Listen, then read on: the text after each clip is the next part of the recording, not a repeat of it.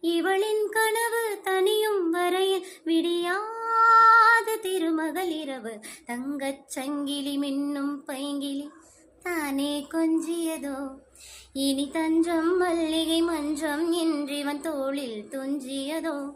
மலர் மாலை தலையணையாய் சுகமே பொதுவாய் ஒருவாய் அமுதம் மெதுவாய் பருகியபடி தங்கச் சங்கிலி மின்னும் பைங்கிலி தானே கொஞ்சி